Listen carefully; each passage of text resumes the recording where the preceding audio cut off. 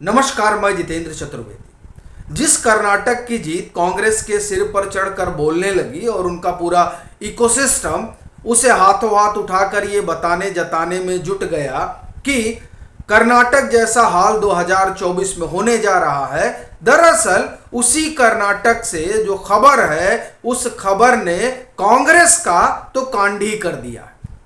और वो जो ओबीसी पॉलिटिक्स को आगे ले जाने की कवायद राहुल गांधी कर रहे हैं और कांग्रेस कास्ट सेंसस के जरिए जो अपनी जमीन है उसे हासिल करने की कवायद में जुटी हुई है और जिसके सहारे वो नरेंद्र मोदी से दो दो हाथ करने में जुटे हुए हैं, उन सब पर एचडी देवेगौड़ा साहब के साक्षात्कार ने पलीता लगा दिया। कैसे? दरअसल उसी पर हम लोग एक एक करके बात करेंगे। देखिए, पहली चीज तो कर्नाटक से बड़ी आशा रही और खूब माहौल भी बनाया गया था कि साहब दक्षिण का जो द्वार है उस पर तो कांग्रेस का कब्जा हो गया, तो अब भाजपा के लिए कुछ बचा नहीं।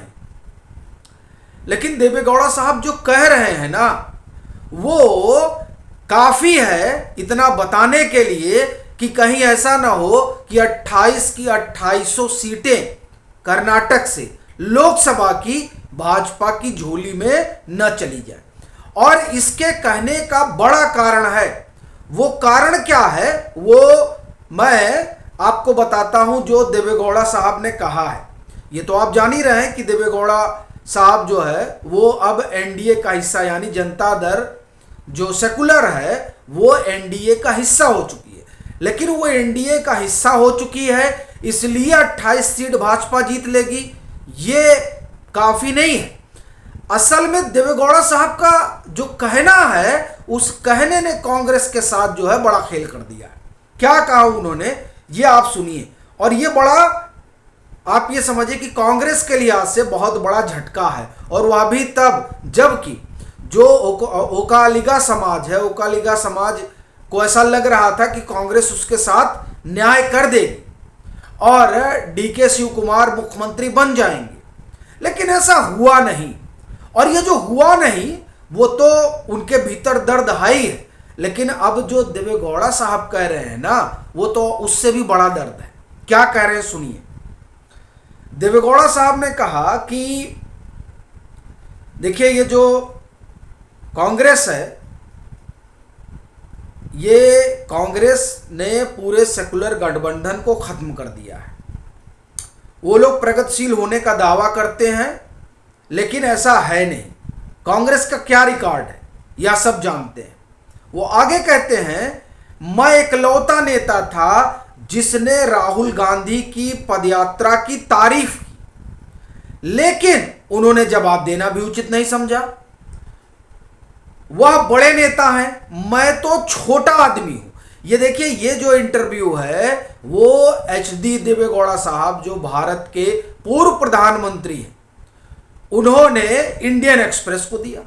और दरअसल उस इंटरव्यू में उन्होंने जो ये बात कही ना कि वो बड़े हैं और मैं छोटा आदमी हूं, दरअसल यहीं से खेल हो रहा है कांग्रेस के साथ, क्योंकि वोकालिगा समाज के सबसे बड़े नेता अभी भी देवेगौड़ा साहब हैं।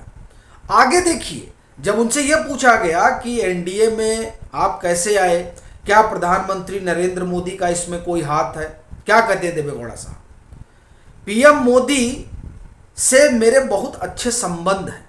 अब गौर से सुनिएगा, क्योंकि ओबीसी की पॉलिटिक्स को बड़ी हवा दी जा रही है और कांग्रेस जो कभी कास्ट सेंसस वगैरह के साथ नहीं खड़ी रहती थी, अब चूंकि उसको लग रहा है कि किसी विधि से एन केन प्रकारण सत्ता में आया जाए, उसके लिए जो कुछ करना हो किया जाए, तो उस मुद्रा में आ गई है कांग्रेस।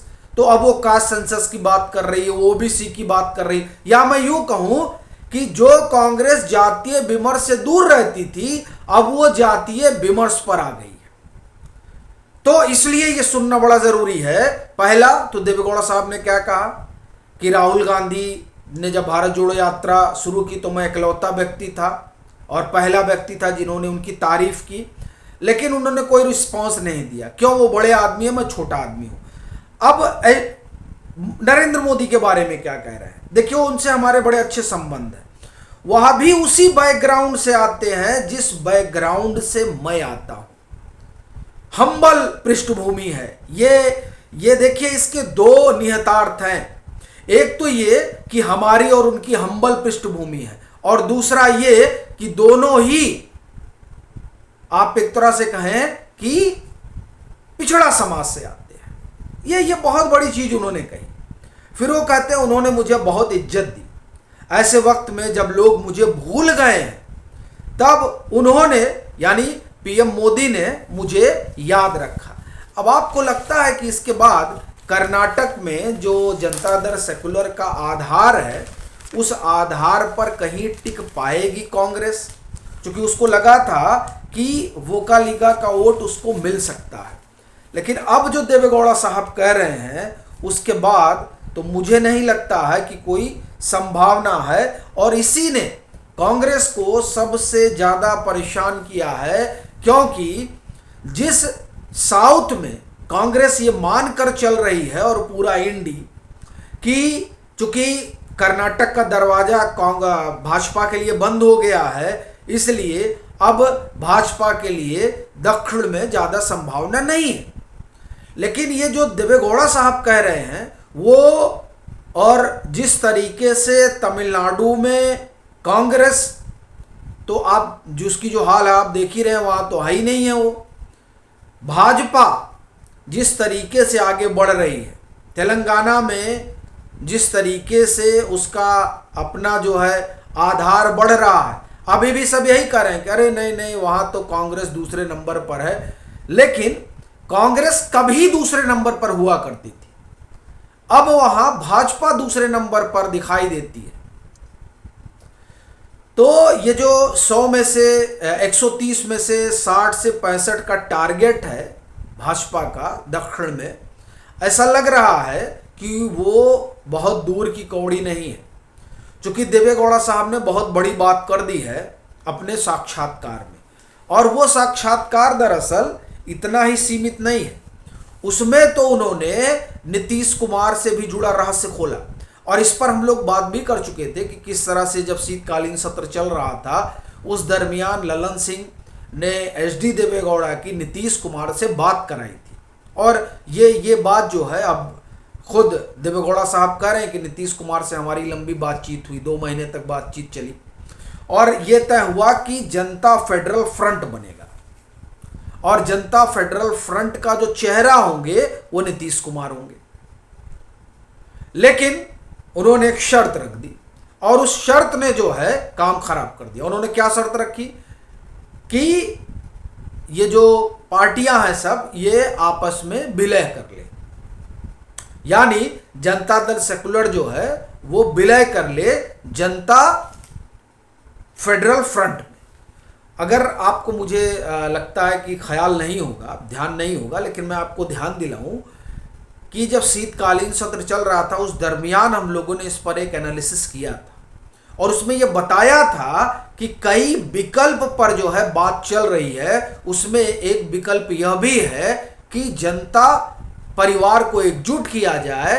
अगर मान लीजिए सब लोग कांग्रेस की छतरी के नीचे नहीं आते हैं, तो जनता परिवार को एकजुट किया जाए, चुनाव लड़ा जाए, और उसके बाद में कांग्रेस का बाहर से समर्थन लिया जाए। तो ये सारी कवायद चल रही थी, और उसी कवायद का अब जो हिस्सा है जनता फेडरल फ्रंट, वो सामने आ गया है। लेकिन वो जो विलय वाली बात थी, उस बात से को लेकर जनता दल सेकुलर तैयार नहीं था, देवेगौड़ा साहब तैयार नहीं थे, क्योंकि ये बात 22 की है, 23 में वहां विधानसभा के चुनाव होने थे। तो ये जो खिचड़ी पकी, उस खिचड़ी को देवेगौड़ा साहब ने सार्वजनिक कर दिया है। लेकिन जो सबसे बड़ा खेल हुआ है वो उनके साथ हुआ है जो कास्ट सेंसस और ओबीसी के पैरोकार बने हुए हैं। और इस पैरोकारी का आलम यह है कि देवेगौड़ा साहब कह रहे हैं कि हमको तो वो भाव भी नहीं दे रहे हैं। ये अपने आप में बड़ी टिप्पणी है अगर दक्षिण की पॉलिटिक्स के लिहाज से देखा जाए तो। बाकी आपकी अपनी क्या राय है ज़रूर साझा करें। मतांतर से नहीं जुड़े हैं तो जुड़ें, वीडियो को लाइक करें और खूब शेयर करें।